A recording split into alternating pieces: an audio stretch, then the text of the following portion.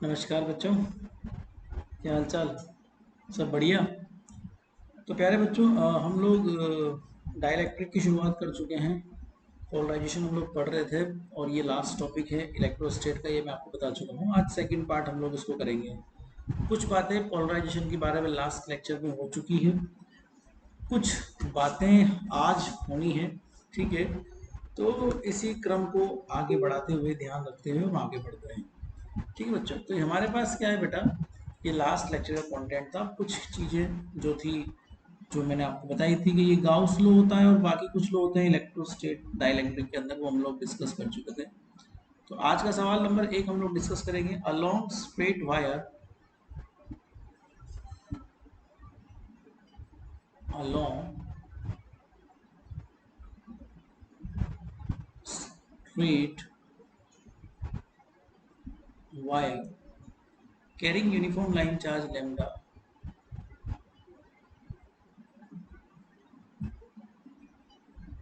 carrying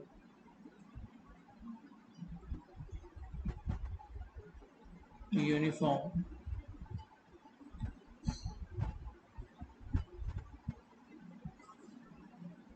line charge lambda surrounding by a rubber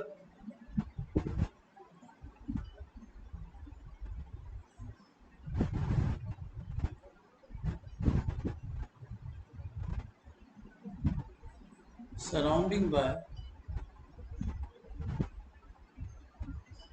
rubber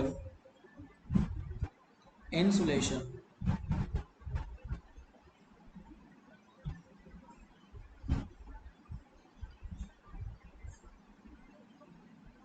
rubber insulation out to radius,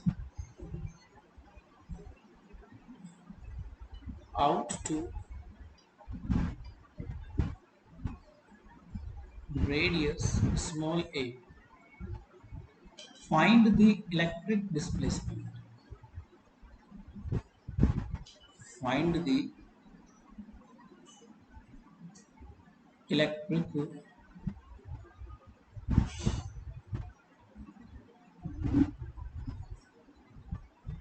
displacement। आई बात समझ, बहुत सीधा सवाल है। आप इस तरह के सवाल पहले कर चुके हो। बस इसमें ये है कि ये एक इंसुलेशन रबर से सराउंडेड है। इसका मतलब ये हुआ कि इंसुलेशन का मतलब डाइलेक्ट्रिक हो गया। डाइलेक्ट्रिक भी एक इंसुलेटर ही होता है ना। तो जैसे मान लो कि एक वायर है, एक लॉन्ग स्ट्रेट वायर है जिस पर लाइन चार्ज कितना है, लैम्डा है। ठीक है, अब इसको सराउंड कर रखा है आपने ए रेडियस के एक रबर से। तो ये अगर मैं सराउंड कर देता हूं यहाँ पे, इसको मैं सराउंडेड कर देता हूं, मान लो ये मैंने रबर इंसुलेशन से क्या कर दिया, सराउंडेड कर चुका हूं। देखो, ओके। अब मैं ना एक गाउसियन सरफेस ड्रॉ करूंगा इलेक्ट्रिक फील्ड या डाइलेक्ट्रिक या जो भी आपको निकालना है उसके लिए। तो मैं अंदर की तरफ अगर निकालना चाहता हूँ एस लेस देन ए पर, क्योंकि ये जो है ना, ये तो ए रेडियस का रबर है जिससे आपने सराउंड किया हुआ है। और ये जो लाइन चार्ज है लेमडा, ये है ही सही हमारे पास, खैर। ठीक है, तो मैं एक पर्टिकुलरली क्या बनाता हूँ यहाँ पे, मैं एक गाउसियन सरफेस यहाँ पर ड्रॉ करता हूँ। मान लो मैं एक गाउसियन सरफेस यहाँ पर ड्रॉ करने वाला हूँ।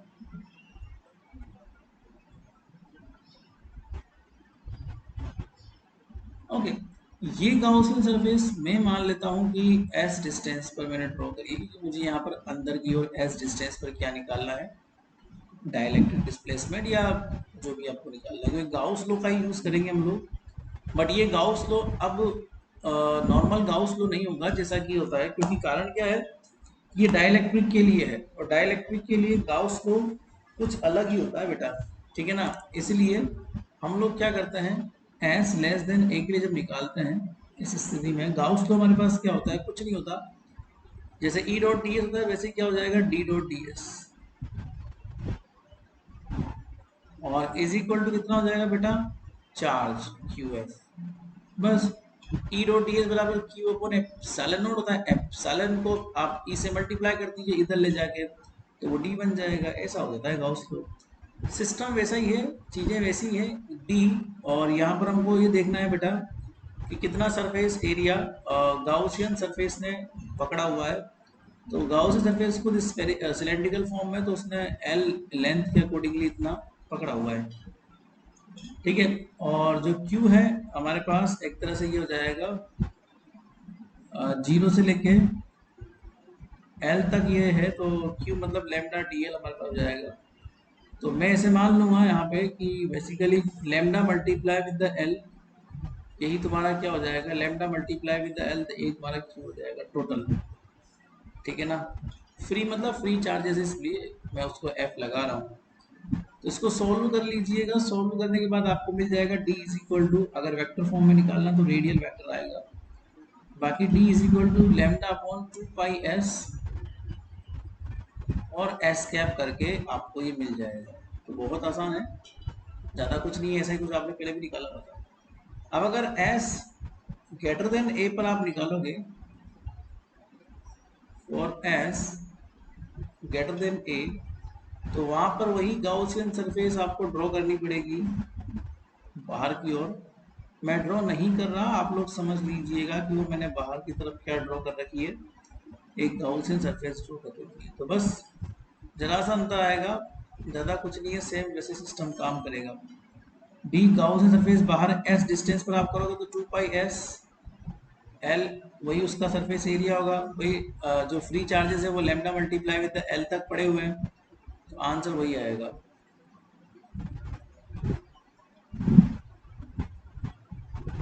ये डाइलेक्ट्रिक है। अब अगर इलेक्ट्रिक फील्ड की बात करूँ, वैसे पूछा नहीं, बट अगर आप निकालना चाहो तो निकाल सकते हो। फॉर द इलेक्ट्रिक फील्ड,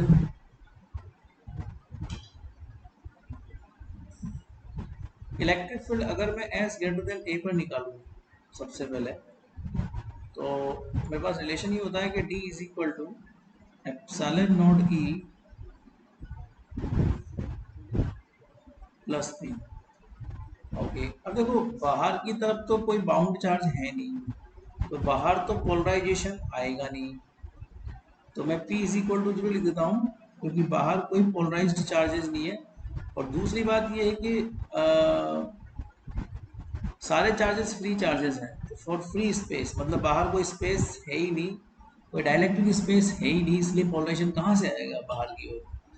तो आउटसाइड इलेक्ट्रिक फील्ड जो होगा वो सिंपल सा हो जाएगा, एप्सिलॉन नॉट का आप नीचे डिवाइड कर दीजिएगा डी में, that is lambda upon 2 pi epsilon not S. ये आप लोगों ने पहले भी पढ़ा होगा जब मैंने इलेक्ट्रिक फील्ड पढ़ाया होगा उस समय। अब प्रॉब्लम क्या है, अंदर की ओर में भी डाइलेक्ट्रिक है, क्योंकि ये पूरा इंसुलेटर है। ये रबर क्या है बेटा, पूरा इंसुलेशन है, मतलब ये पूरा डाइलेक्ट्रिक मटेरियल है। मतलब अंदर की ओर जब इलेक्ट्रिक फील्ड निकाला जाएगा तो यहाँ पर डाइलेक्ट्रिक है, यहाँ पर बाउंड चार्जेस भी है, बट हम बेटा इन बाउंड चार्जेस के लिए पोलराइजेशन नहीं निकाल सकते जब तक कि बाउंड चार्जेस की कोई इंफॉर्मेशन हमको नहीं दी हुई है, ठीक है ना। जैसे मान लो सिग्मा बी दिया होता, कल हम लोगों ने क्वेश्चन किया था सिग्मा बी रो बी, मतलब बाउंड चार्ज डेंसिटीज हमको दी हुई थी। तो अगर ऐसा कुछ होता है कि हमको कुछ मिलती है इंफॉर्मेशन बाउंड चार्जेस की, तब तो बात काम की है, बट अगर इंफॉर्मेशन ही नहीं है हमारे पास तो हम कैसे निकाल सकते हैं। So we can not find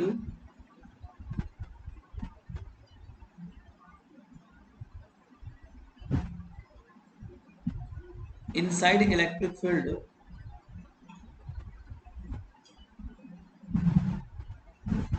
because there is no information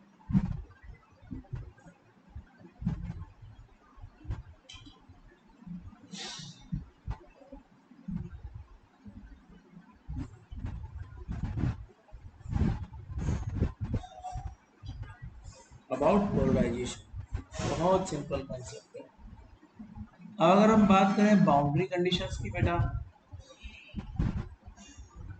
ठीक है, तो ये बहुत इंपॉर्टेंट है। बाउंड्री कंडीशन से बेटा हर बार सवाल आता है, इस बार मैं आपको अच्छे से बाउंड्री कंडीशन पढ़ाता हूँ ताकि आप बाउंड्री कंडीशन को कभी भूल ना पाओ। ठीक है, तो हेडिंग दो।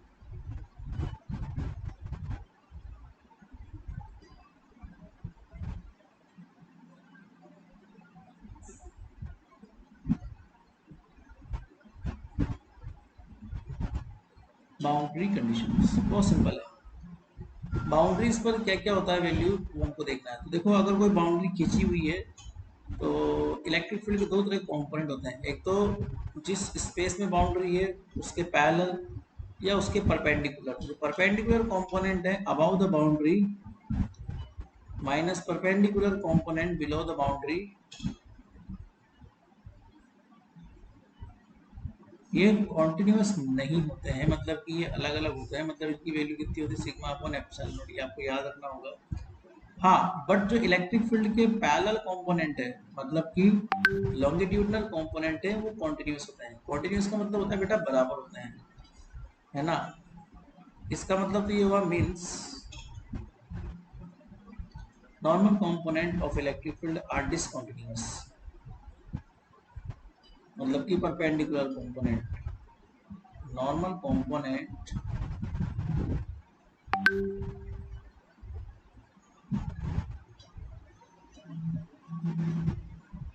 of electric field are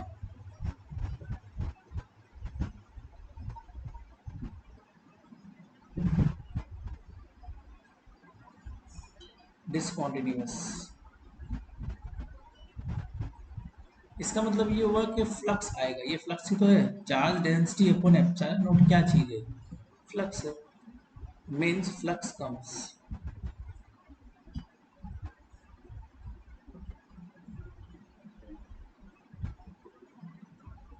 अब देखो, एक ट्रिक बताता हूँ मैं आपको। ट्रिक ये है, आप लोगों ने कभी इलेक्ट्रिक फील्ड लाइंस देखी है? वैसी होती है, मतलब एक दूसरे के पैरेलल। तो इसीलिए हम ये बोल सकते हैं कि इलेक्ट्रिक फील्ड के पैरेलल कंपोनेंट कॉन्टिन्यूस होते हैं। ये ट्रिक है याद रखने की। क्या बोलोगे, इलेक्ट्रिक फील्ड के पैरेलल कंपोनेंट्स कॉन्टिन्यूस होते हैं, मतलब कि ये तो डिसकंटिन्यूस हो गए। बट अगर मैं पैरेलल कंपोनेंट की बात करूं, जस्ट लाइक दिस, ये पैरेलल कंपोनेंट है, तो अबाव एंड बिलो दोनों बराबर होते हैं। ये कॉन्टिन्यूटी कहलाती है, दिस तो कॉन्टिन्यूटी। या फिर आप इसको ऐसे भी लिख सकते हो,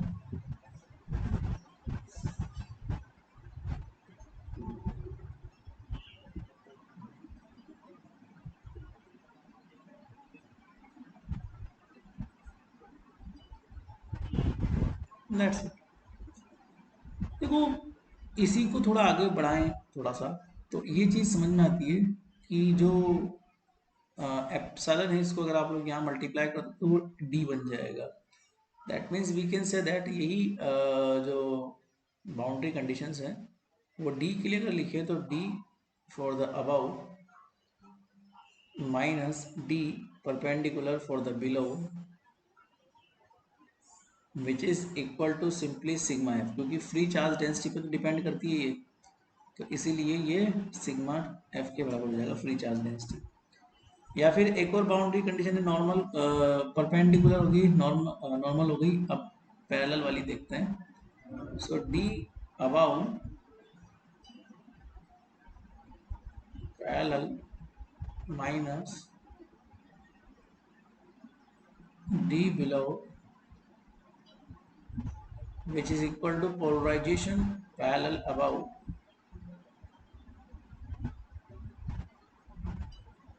minus polarization below। ओके, या फिर आप ऐसे बोल सकते हो कि पोलराइजेशन सेकंड बाउंड्री का normal component minus polarization first boundary का नॉर्मल कंपोनेंट। पैरेलल नहीं, नॉर्मल, मतलब कि पैरेलल तो पैरेलल, नॉर्मल मतलब परपेंडिकुलर कंपोनेंट। ये बाउंड चार्जेस पे डिपेंड करती है, तो इसको माइनस सिग्मा भी लिख देंगे।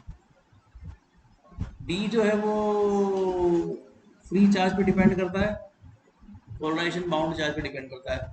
इसलिए डी में परपेंडिकुलर लिखते वक्त मैंने क्या लिखा था, सिग्मा है, और पी में क्या लिखा मैंने, तो ये याद रखना boundary condition.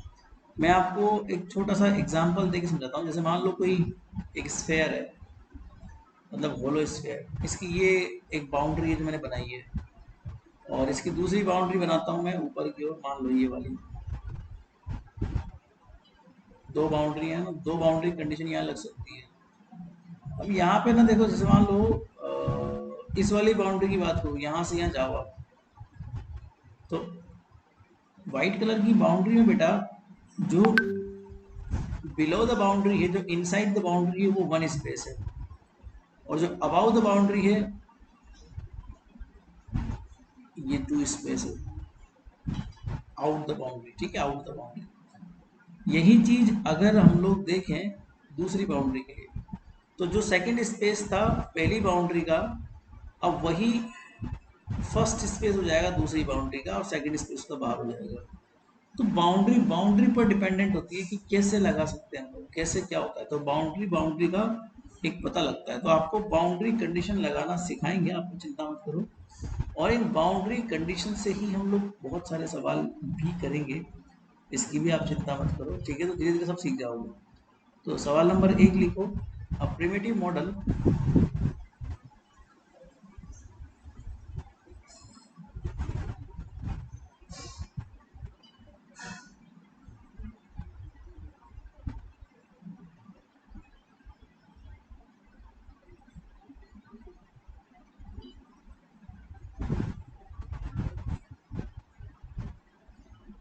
For an atom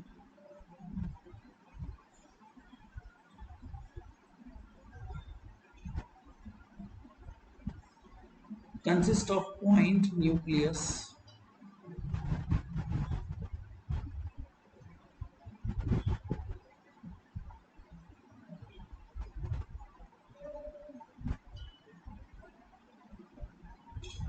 मतलब एक तो पॉइंट चार्ज दे रखा है, वो एक ही बात है।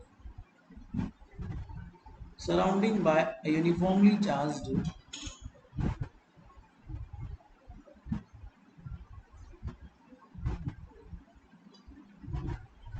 surrounding by a uniformly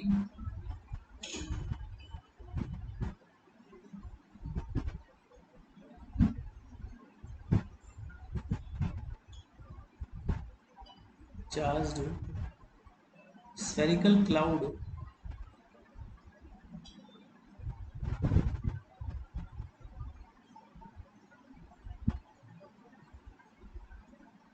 spherical cloud का चार्ज दे रखा है -q of radius a।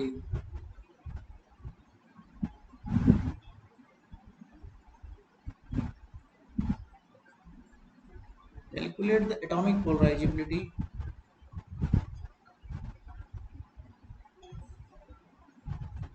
calculate the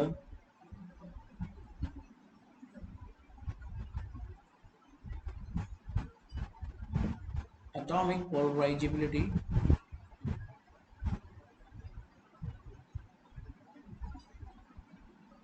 of such an atom।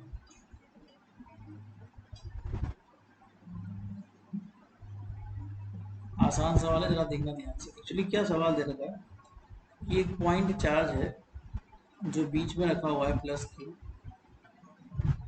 और इसको सराउंड कर रखा है किसी negatively charged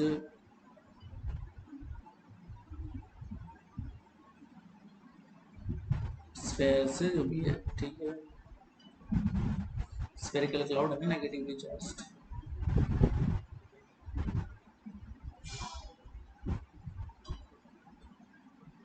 of radius a।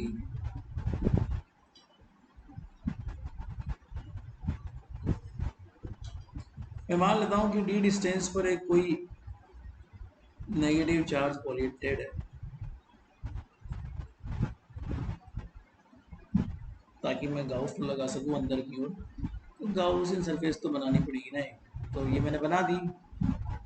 तो ये डी डिस्टेंस की मैं बनाता हूँ, मतलब यहाँ से लेके यहाँ तक की डिस्टेंस डी है, ये नेगेटिवली चार्ज मान लेता हूँ मैं, क्योंकि नेगेटिव चार्ज तो पूरे स्फेयर में हो। कोई बड़ी बात, नेगेटिव चार्ज ही होगा तो पूरे स्क्वायर पे नेगेटिव चार्ज होगा। तो इसका वॉल्यूम चार्ज डेंसिटी कितना हो जाएगा, क्यू अपॉन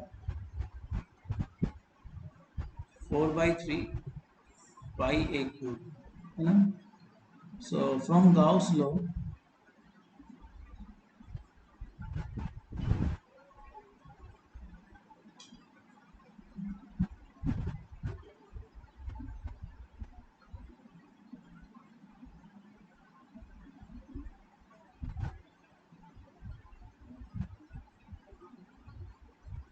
क्यू एनक्लोज्ड, ठीक है, सिंपल सी बात है।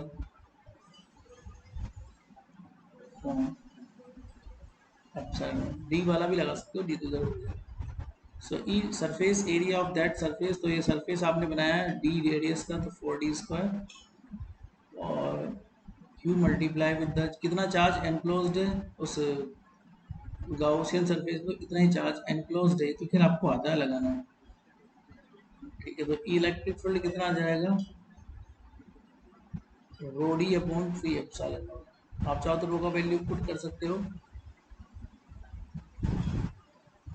आप चाहो तो रो का वैल्यू पुट कर दीजिए। Charge multiply with the distance को हम डाइपोल मोमेंट कहा जाता है, तो डाइपोल मोमेंट लिख दीजिए।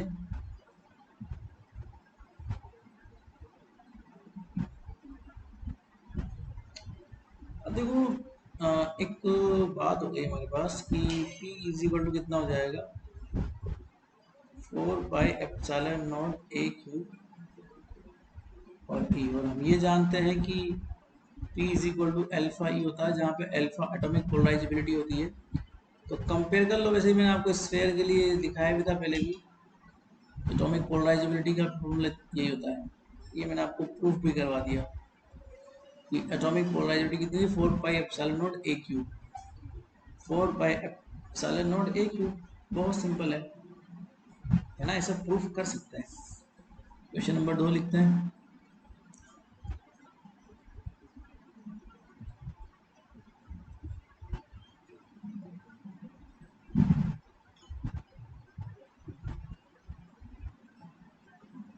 Uniform isotropic dielectric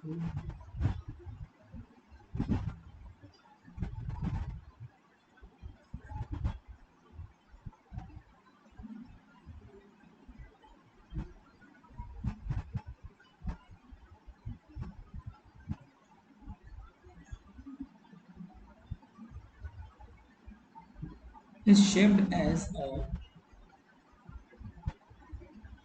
is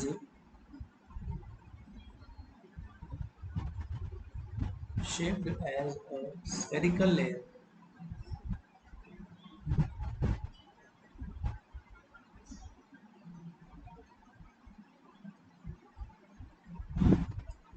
with radius a and b,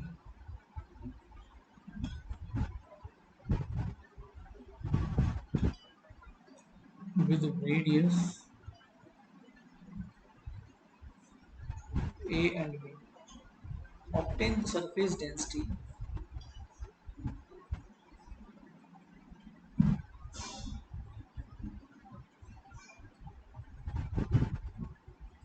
obtain the surface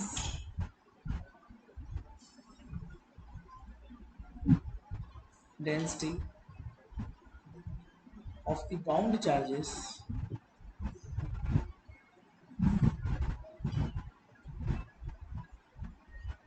of the bound charges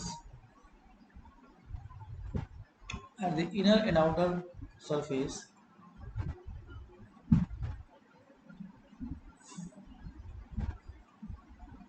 at the inner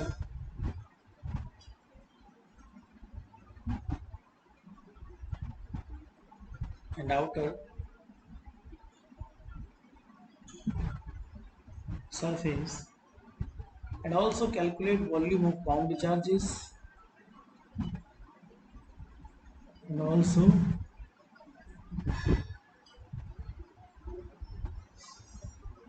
calculate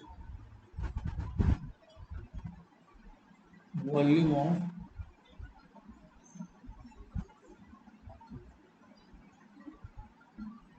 bound charges if the dielectric has if the dielectric has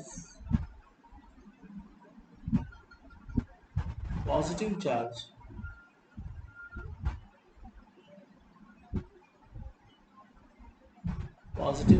that is plus q uniformly distributed over the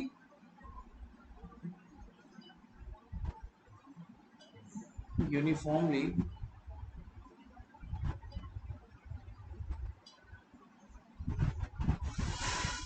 distributed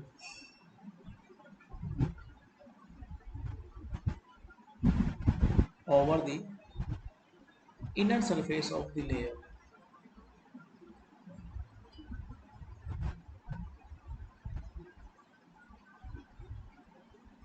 Inner surface of the layer। देखो बड़ा आसान सवाल है, अगर आप एक बार सीख गए तो मजा आ जाएगा आपको।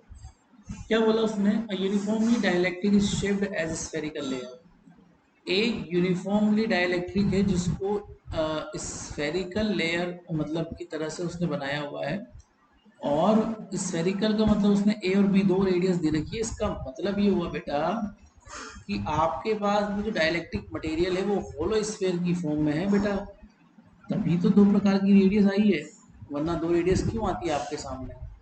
तो इस तरीके से आपका एक डाइलेक्ट्रिक सब्सटेंस है जिसकी इनर रेडियस उसने ए दे रखी है और आउटर रेडियस उसने बी दे रखी है। डाइलेक्ट्रिक है तो ऑब्वियस सी बात है यार, बाउंड चार्जेस होंगे, डाइलेक्ट्रिक मटेरियल इसके अंदर भरा होगा। तो इस पूरे रीजन में ए और बी के रीजन में, क्योंकि होलो स्फेयर टाइप का है, तो इसके अंदर इस तरह से भरा हो सकता है, सिंपल है। तो इसमें क्या है बच्चों की अंदर की ओर जो है ना, ए से बी रेडियस के बीच में डाइलेक्ट्रिक में भर देता हूँ, ठीक है, ऐसी कोई बड़ी बात नहीं डाइलेक्ट्रिक में। तो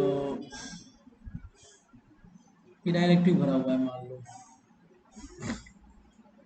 अब अगर गाउस लॉ मुझे लगाना है इसके अंदर,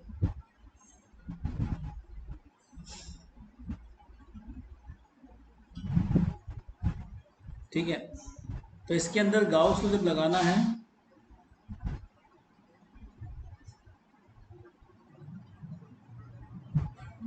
तो यहाँ पर अंदर की ओर एक गाउसियन सरफेस हमको ड्रॉ करनी पड़ेगी, है ना। इसके अंदर हमको एक गाउसियन सरफेस इस प्रकार से ड्रॉ करनी पड़ेगी,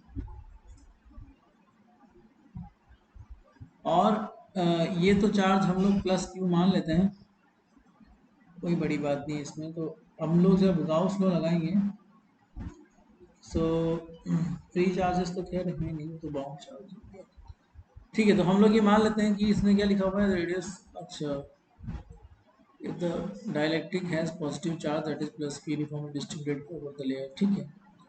तो यहाँ पर हम गाउस लॉ का इस्तेमाल कर सकते हैं, that is E dot D S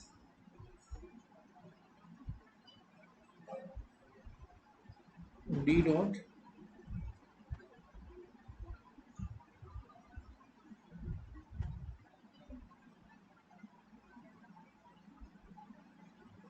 Q free. अब हम लोग ये मान लेते हैं कि डाइलेक्ट्रिक कांस्टेंट है, क्योंकि डाइलेक्ट्रिक जो है वो मटेरियल का होता है तो वो कांस्टेंट ही रहेगा वैसे तो। और जो गाउसियन सरफेस आपने ड्रॉ करी है वो आर डिस्टेंस पर आप लोगों ने ड्रॉ करी है, इसलिए हम इसको मान लेते हैं कि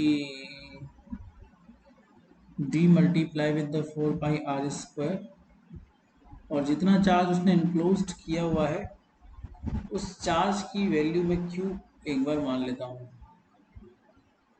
क्यू फ्री चार्जेस की वैल्यू है, एनक्लोज नहीं, फ्री चार्ज की वैल्यू। तो यहाँ पे डाइलेक्ट्रिक जो है वो निकल जाएगा हमारे पास Q upon 4 pi r square R cap. इसके अलावा अगर मैं बात करूँ बीच वाले रीजन की, ये तो शायद आउटर रीजन है ना, ये जो निकाला है मैंने ये तो क्या है, मेरा आउटर रीजन है, क्योंकि उसने टोटल चार्ज एनक्लोज कर रखा है ना, दैट्स वाई। अगर मैं बीच वाले रीजन की बात करूं तो इस रीजन में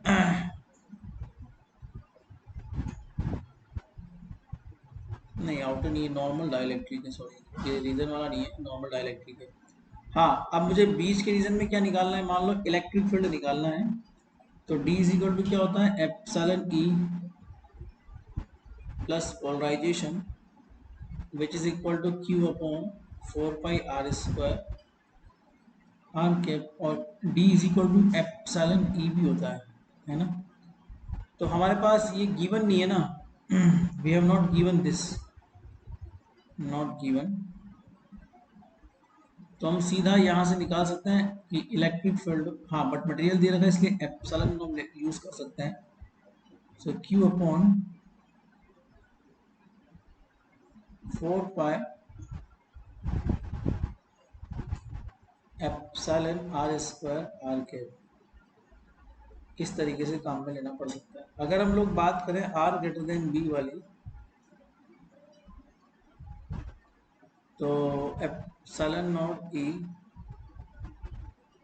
प्लस P, क्योंकि बाहर तो कोई चार्ज है ही नहीं, बाउंड चार्ज, तो बाहर की ओर तो वैसे भी पोलराइजेशन जीरो आएगा, तो हम लोग इसको बाहर की ओर जीरो मानते हुए आउटसाइड इलेक्ट्रिक फील्ड की वैल्यू निकाल सकते हैं Q अपॉन, ये तो इनसाइड वाला हो गया और ये आउटसाइड वाला हो गया, Q upon 4 pi epsilon naught R square R cap. Then अगर मैं बात करूं कि मुझे तो पोलराइजेशन भी निकालना है, ठीक है, तो now now now polarisation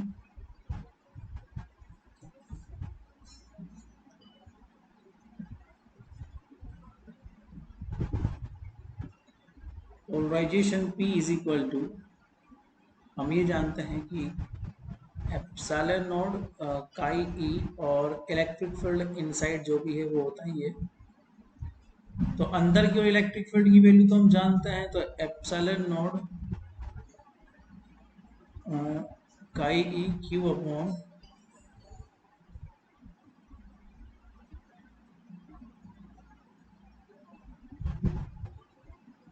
are के। इसी क्रम में अगर मैं बात करूं R लेस देन B इस वाले रीजन में, तो polarization R less than B वाले रीजन में बेसिकली यही रहेगा जो मैंने निकाला है, यही तो है अंदर की ओर, और उसको थोड़ा आगे बढ़ा देते हैं, तो काई ई का वैल्यू आप लोग पुट कर दो एप्सिलॉन R माइनस वन, जो मैंने कल आपको रिलेशन निकलवाया था, वही रिलेशन है Q अपॉन,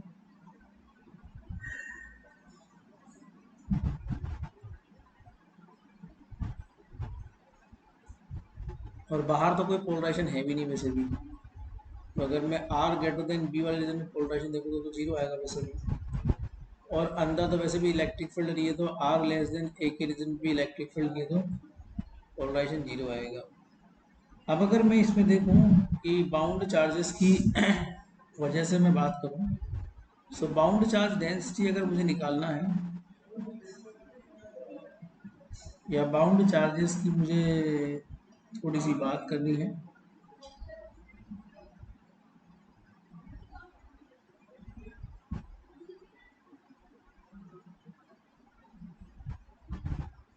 तो यहाँ पर मैं एक काम करता हूँ, ये ए और ये बी ले लेता हूँ, ये फर्स्ट ए सेकंड है, दिस इज द बाउंड्री, ये दूसरी बाउंड्री जिसका फर्स्ट रीजन ये है, सेकंड रीजन ये है, ठीक है। तो मैं यहाँ पर बाउंड्री कंडीशंस लगाने वाला हूँ, मेरे पास बाउंड्री कंडीशन ये होती है कि bound charge density is equal to P2n minus P1n। जरा दोनों बाउंड्रीज की बात करें, तो P2n मतलब कि इस रीजन में, इस रीजन में फर्स्ट बाउंड्री की बात कर रहा हूँ, तो इस रीजन में तो पोलराइजेशन है मेरे पास, तो कितना है पोलराइजेशन, इस रीजन में इतना है, P1n मतलब कि इस रीजन में पोलराइजेशन जो कि 0 है, ये रहा, बराबर माइनस सिग्मा बी। तो इससे मेरा सिग्मा बी निकल जाएगा, वो भी बाउंड्री के ऊपर। कौन सी बाउंड्री की बात कर रहे हैं, मैं इस वाली बाउंड्री की बात कर रहा हूँ। तो इस बाउंड्री पर सिग्मा बी निकल जाएगा मेरा। So sigma B at the boundary that is R is equal to A, मतलब इन साइड डायरेक्शन में होगा, ये नेगेटिव तो आएगा ही आएगा बिकॉज नेगेटिव है, और एप्सिलॉन आर माइनस 1 अपॉन, बस आर की जगह ए पुट कर दीजिए,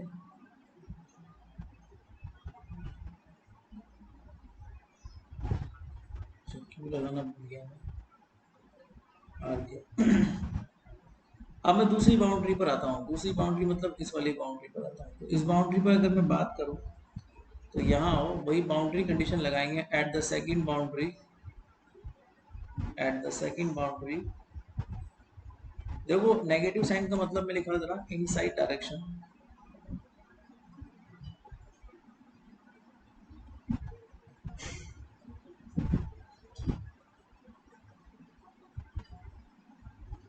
और इसके बाद P2n माइनस P1n की अगर बात करें माइनस सिग्मा बी के चलते, तो P2n मतलब बाहर वाला इलाका, बाहर वाला इलाका तो वैसे भी 0 है। P1n मतलब कि अंदर वाला इलाका है। सेकंड बाउंड्री के लिए अंदर वाला इलाका वही है जो फर्स्ट बाउंड्री के लिए बाहर वाला इलाका है, तो इसमें कोई सोचने वाली बात ही नहीं है। 4 पाई एप्सिलॉन आर स्क्वायर और R cap is equal to minus sigma B. अब सेकंड बाउंड्री जो है वो बी पर है, तो सेकंड बाउंड्री कहाँ पर है, बी पर है। तो जब ये बी पर है तो बी पर निकालेंगे इसको। Epsilon R minus 1 Q upon 4 pi epsilon B square. It's very easy. तो हमने सरफेस चार्ज डेंसिटीज निकाल ली है।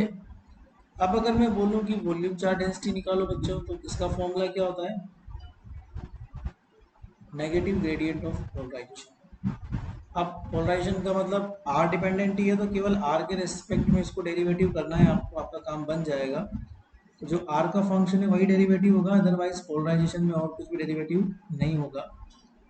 सो ग्रेडियंट ऑफ आर के अपॉन आर इसको इतना ही होगा। ये मैं आपको ऑलरेडी बता चुका हूँ कि आर के अपॉन आर स्क्वायर, जानते हैं कि इसको हम लोग divergence of R vector R की पावर -3 लिख सकते हैं। तो जब ये लिख सकते हो तो फॉर्मूला क्या होता है, n+3 आर की पावर n, मतलब -3 + 3 आर की पावर 3, इसका मतलब 0 है ना। तो इसका मतलब ये वैल्यू 0 आ रही है ना, तो रो बी का वैल्यू कितना आ जाएगा, 0। सिंपल है, ये आपको निकालना आता भी है।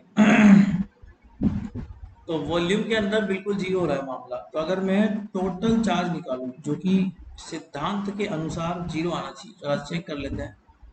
सो क्यू टोटल अगर हम निकालते हैं तो तीन तो बाउंड्रीज है, दो बाउंड्रीज है। पहली बाउंड्री है 4b स्क्वायर की, आउटर बाउंड्री। अंदर वाली बाउंड्री है 4 पाई ए स्क्वायर की, और एक वॉल्यूम है जो दोनों बाउंड्रीज के बीच में है। इसका वॉल्यूम कितना हो जाएगा, जरा सिग्मा बी की वैल्यू पुट कर दीजिए बच्चों।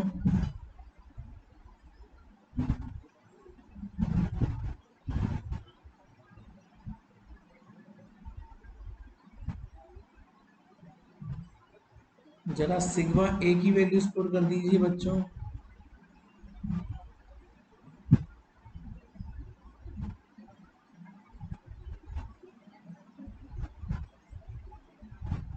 ए से ए कट जाएगा, बी से बी कट जाएगा, 4 पाई से 4 पाई कट जाएगा, 4 पाई से 4 पाई कट जाएगा, प्लस रो भी तो वैसे भी 0 है, तो ऑटोमेटिकली ये पूरी टर्म इस टर्म से कट जाएगी, तो कुल मिला के 0 आ जाएगा। यही तो मैं आपको बोल रहा हूँ कि स्फेरिकल सिस्टम में सिमेट्रिक फॉर्म में अगर डाइलेक्ट्रिक इस तरह से भरा होता है बेटा, तो वो ऑटोमेटिकली 0 टोटल चार्ज आपको प्रोवाइड कर देता है। इसमें कोई बड़ी बात नहीं, ये एक छोटा सा कॉन्सेप्ट भी है ये, कि इस तरीके से टोटल चार्ज हमारे पास क्या आता है, 0 आता है।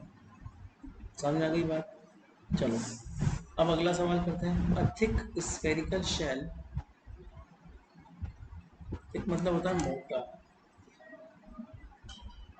Next question,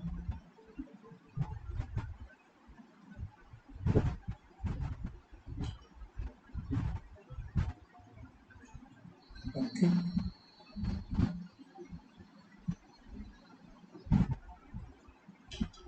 spherical shell in a radius a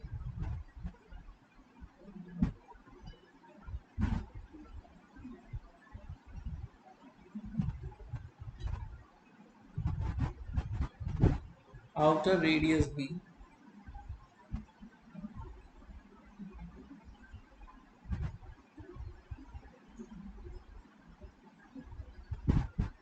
is made of dielectric material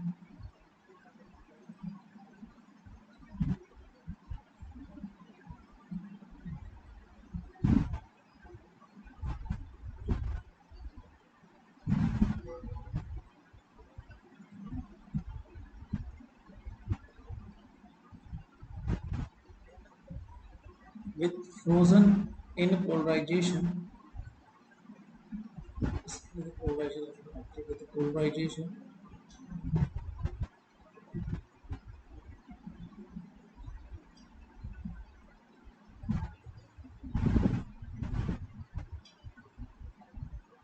PR is equal to K upon R, where K is constant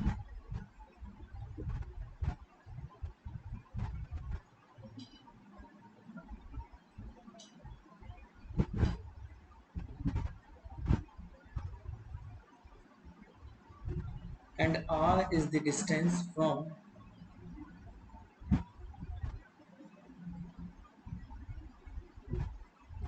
and R is the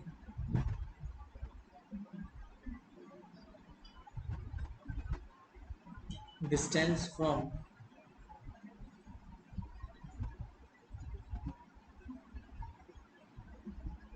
the center. There is no free charge.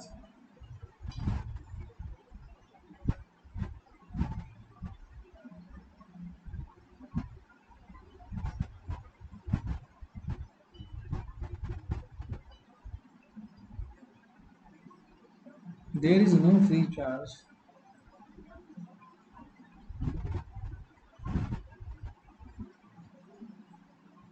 in the problem.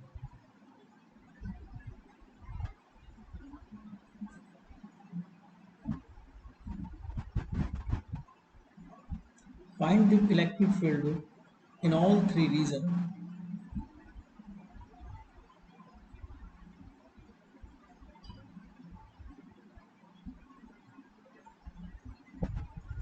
Find the electric field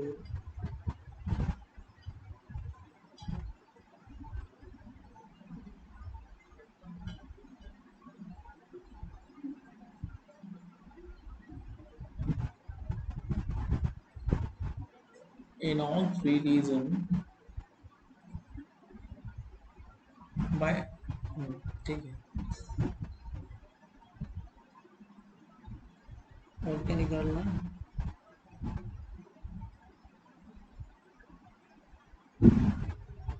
and also the bound charges. अच्छा bound charge भी निकालना, also the bound charges.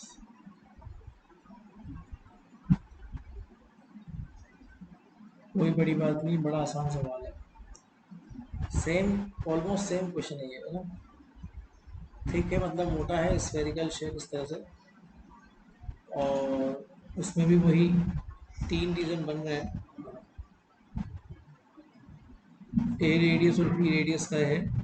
Gaussian surface draw करोगे और क्या, बस अंतर इतना है कि आपको इस सवाल में पोलराइजेशन दे रखा है, आपको P इज इक्वल टू के अपॉन आर आ रखी है, बाकी लगभग लगभग सेम क्वेश्चन है। बस हाँ, इसने एक और चीज़ दे रखी है कि इसमें कोई फ्री चार्ज नहीं है, तो मतलब जब आप ये यूज़ करोगे ना, तो इसमें तो क्या है, फ्री चार्ज का यूज़ होता है। अब नो फ्री चार्ज, जब कोई फ्री चार्ज है ही नहीं इस सवाल में, तो ऑटोमेटिकली जीरो आएगा आंसर डाइलेक्ट्रिक का, क्योंकि क्यू बराबर जीरो है। अब अगर मैं बात करूं फॉर आर लेस देन ए वाले रीजन की, मतलब अंदर वाले रीजन की, तो यहाँ तो वैसे डाइलेक्ट्रिक नहीं है और पोलराइजेशन तो वैसे भी नहीं होगा बिकॉज बाउंड चार्ज बिल्कुल भी नहीं है, तो पोलराइजेशन का तो सवाल ही नहीं उठता क्योंकि अंदर कोई बाउंड चार्ज नहीं है। तो इलेक्ट्रिक फील्ड जो होगा इस वाली बाउंड्री के लिए बेसिकली कितना आ जाएगा, जीरो। जबकि दूसरी बाउंड्री की अगर बात करूं for R greater than B, तो डाइलेक्ट्रिक भले ही जीरो है, वो प्रॉब्लम वाली बात नहीं है, बट वहां पर भी कोई फ्री चार्ज नहीं है, तो वहां पर भी पोलराइजेशन तो जीरो ही होगा ना, इसलिए आर ग्रेटर देन बी पर भी इलेक्ट्रिक फील्ड का वैल्यू जीरो होगा। और बात करें हम बीच वाले रीजन की, तो इस रीजन में भले ही डाइलेक्ट्रिक की वैल्यू जीरो है, बट पोलराइजेशन कुछ तो है, और इस कुछ पोलराइजेशन की वजह से हम ये बोल सकते हैं कि epsilon naught E plus P, P मतलब के अपॉन आर, आर के बराबर जीरो। तो इससे ई निकल जाएगा A less than R less than B के रीजन में, और वो आ जाएगा minus K upon R epsilon naught R K. बहुत सवाल आसान है। अब अगर बाउंड चार्जेस की बात करूं तो पोलराइजेशन वाला ही यहाँ पे काम में लेना पड़ेगा हमको। तो पहली बाउंड्री ये मान लेता हूँ, दूसरी बाउंड्री ये, दोनों बाउंड्री के लिए बाउंड्री कंडीशन लगाऊंगा। तो इसमें अगर बाउंड्री कंडीशन लगाऊंगा तो ये फर्स्ट है, सेकंड रीजन है, ठीक है। तो minus sigma B is equal to P two N minus P one N. मतलब पहली वाली बाउंड्री के लिए आउटर रीजन में पोलराइजेशन है, वहाँ डाइलेक्ट्रिक भरा हुआ है ना, अंदर कोई डाइलेक्ट्रिक है नहीं, तो इस रीजन के लिए minus sigma B, P two N का वैल्यू कितना है, K upon R, R cap, और पी वन एन मतलब जीरो, अंदर कोई है नहीं। तो इस स्थिति में सिग्मा बी अगर निकाले हैं तो वो हो जाएगा माइनस के अपॉन ए, क्योंकि पहली बाउंड्री ए पर है। इसी वजह से दूसरी बाउंड्री का निकाल लो, यहाँ पर दूसरी बाउंड्री ये अंदर ए बाहर है, तो पी टू एन अवेलेबल नहीं होगा but P one N available होगा। तो आपको पता ही है फिर, तो minus sigma B, P two N available नहीं होगा but P one N available होगा, वही बाउंड्री पे है, बी वाली बाउंड्री पे है। तो सिग्मा बी कितना आ जाएगा बाहर वाली बाउंड्री पे, तो इस तरीके से bound charge, surface charge, bound surface charges भी आप लोग आराम से निकाल सकते हो, कोई प्रॉब्लम वाली बात नहीं है ना। रो भी निकाल लेना, रो भी निकाल सकते हो। रो बी का फॉर्मूला होता है माइनस डाइवर्जेंस ऑफ पी, तो आप डाइवर्जेंस ले लीजिएगा, जो भी पी आपको दे रखा है उस पी का आप डाइवर्जेंस ले लीजिएगा, तो आपको आ जाएगा रो बी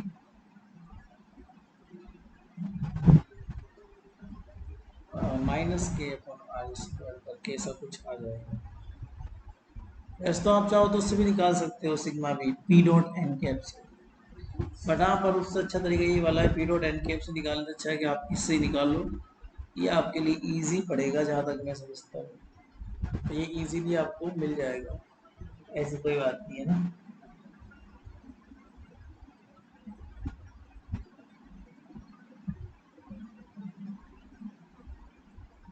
ओके,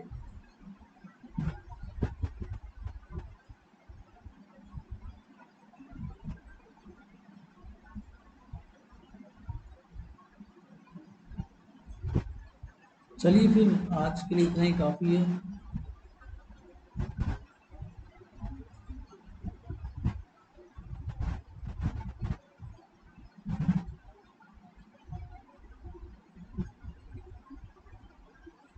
फिर अगले लेक्चर में मिलते हैं हम लोग।